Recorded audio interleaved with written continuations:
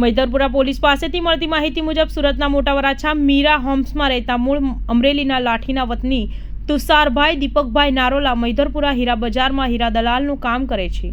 ગત તારીખ 29 જાન્યુઆરીના રોજ કતારગામ ખાતે હીરાનું કારખાનું ધરાવતા વિમલ લાભુભાઈ કેવડિયા નામની હીરા વેપારી પાસેથી રૂપિયા 9,98,052ની કિંમતના 216.26 કેરેટ હીરાનો માલ વેચાણ માટે લીધો હતો અને બીજા દિવસે 30મીના રોજ મૈદરપુરા હીરા બજારમાં ડાયમંડ પ્લાઝામાં ઓફિસ ધરાવતા રાકેશ કોટડિયાને હીરાનો માલ વેચ્યો હતો.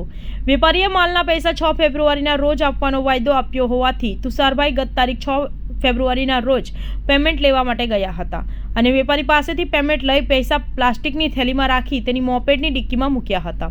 બાદમાં તુષારભાઈ મોપેડ લઈને રૂપિયા વિમલભાઈને તેમના કતારગામ ખાતેના કારખાને આપવા માટે નીકળ્યા હતા. તે દરમિયાન રસ્તામાં એકાએક તેમને ખજવાળ અને બળતરા થવા લાગતા તેઓએ મોપેડ રોડની સાઈડમાં ઊભી રાખી હતી.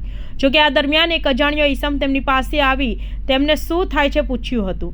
તુષારભાઈને તેમની સાથે વાત કરી નજીકમાં રહેલી આલુપુરીની દુકાનેથી પાણી લાવી આપ્યું હતું, જેનાથી તેઓ મોઢું સાફ કરતા હતા. તે દરમિયાન અજાણ્યો નજર ચૂકવીને મોપેડની ડિક્કીમાંથી રોકડા 9,98,052ની ચોરી કરી નાસી છૂટ્યો હતો. પોતાના પાસે રહેલા રૂપિયાની ચોરી થઈ હોવાથી તુષારભાઈને જાણ થતાં તેમણે મૈદરપુરા પોલીસનો સંપર્ક કર્યો હતો. ત્યારે પોલીસે તુષારભાઈની ફરિયાદ લઈને વધુ તપાસ હાથ ધરી હતી.